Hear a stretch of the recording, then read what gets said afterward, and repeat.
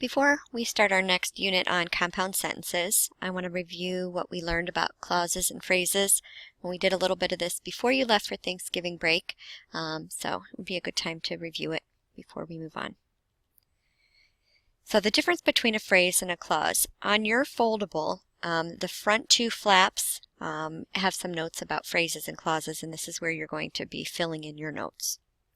A phrase is a group of words that expresses a single thought. And we've talked about different kinds of phrases. We have prepositional phrases, infinitives, which involve more than one word, appositives, and verb phrases. So let's take a look at each of those separately. Prepositional phrases, we've spent a lot of time talking about this school year. The formula that we use to identify and write them is preposition plus some modifiers plus a noun or a pronoun, and the noun or pronoun in this case does the job of an OP or an object of a preposition. We haven't spent too much time talking about what prepositional phrases do other than add description, but we know that description is used with adjectives and adverbs. So when we look at the jobs that they do within the sentence, they're describing things that adjectives and adverbs describe. So let's look at some examples. A boy on the roof is singing a song. The prepositional phrase is on the roof. On the roof is describing which boy is being referred to. Since boy is a noun, then adjectives modify noun. This prepositional phrase is doing the job of an adjective describing the boy. In the next one it says the man in the room is our teacher. In the room is the prepositional phrase. It's describing which man we're talking about. Which man? The man in the room. Whenever you have a prepositional phrase following, or when you're looking at prepositional phrases used as adjectives, they're going to come after the noun that they modify. Boy on the roof, man in the room.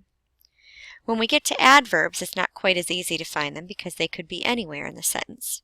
She is shouting in a loud voice. In a loud voice is describing how she's shouting. Shouting is a verb, and adverbs modify verbs. He always behaves in a good manner. In a good manner describes how he behaves. Since behaves is a verb, adverbs modify verbs. Then the prepositional phrase is doing the job of an adverb. We'll spend a little bit more time now that we should be very familiar with them, getting more into the use of them. Another type of phrase is an infinitive. When we talk about a phrase, we're talking about a group of words, two plus a verb, and a lot of times we have some words after that infinitive, just like an action verb or a linking verb, they have complements, so can infinitives. And infinitives are going to do the job of a noun or an adjective or an adverb in the sentence. So just like a noun can be the subject of a sentence, sometimes the infinitive could be used as the subject of the sentence. We won't spend too much time talking about that, but just so that you understand why and where they're used.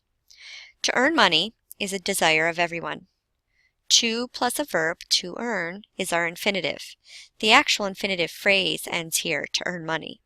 And this whole idea is actually the subject. To earn money is a desire of everyone. Our subject is the act of earning money. He shouted to inform people about fire. I see the word to. I know that we have to be careful with to. It could be a preposition or an infinitive. It's followed by a verb though. To inform. To inform people about the fire. This entire phrase completes the thought of that infinitive. He made a plan to buy a car. I see to followed by a verb, to buy. To buy a car tells the complete thought that ends that phrase. So again, when we look at phrases, we're looking for groups of words that express one single thought. The next type of phrase is an appositive. Appositive is a noun with modifiers, and we usually see that noun followed by a comma, and then another noun with modifiers that renames the noun. For example, Finn loves to play catch. That's a complete sentence. I could make it more descriptive by giving some more information about this noun. Finn, comma, my Pembroke Welsh Corgi, comma, loves to play catch. This phrase in the middle gives me a little bit more information about Finn. In case you didn't know, Finn is my Pembroke Welsh Corgi. I told Josie, comma, our waitress, comma, your drink order. I could take that phrase out. I told Josie your drink order. But in case you didn't know who Josie is, comma, she's our waitress. I've got a group of words that gives more information about Josie. Adele came out with her new album today. I could leave the sentence that way, or I could give you a little bit more information. In case you didn't know, Adele, comma, my favorite singer, comma, came out with her album today. Gives more information about the noun that it follows. The last type of phrase we're going to talk about is a verb phrase, and a verb phrase is made up of a helping verb with a main verb. Some examples. He is eating an apple. Is can be a linking verb, but when it's with another verb, it's doing the job of a helping verb. He is eating. She has finished her homework. It wouldn't make sense today to say she finished her homework in the context of a sentence. Has is a perfect tense. It changes the meaning of that verb a little bit. She has finished her homework. You should study for the exam. Here, the helping verb is should. Should what? Should study. Those verbs work together to complete the thought of that verb. And the last one, she has been sleeping for 2 hours. You can have more than one helping verb. The main verb is always that verb at the end, though. She has been sleeping for 2 hours. By itself, the sentence would read, she's sleeping for 2 hours, and that doesn't make sense. In the context of that sentence, we need some helping verbs. Now we're going to move on to clauses. A clause is also a group of words, but this group of words has a subject and a verb in it. And unlike a phrase, it doesn't always express a single complete thought.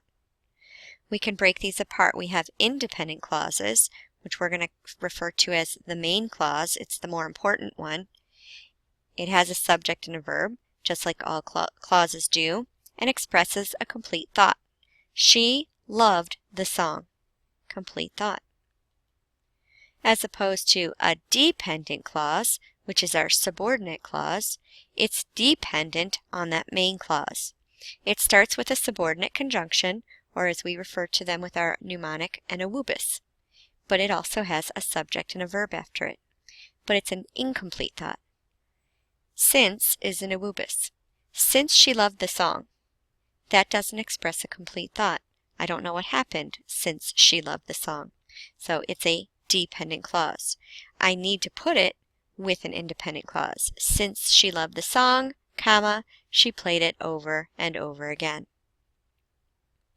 So that's our main difference between a subject or a phrase and a clause, and we'll do a little bit of practice tomorrow to review this idea.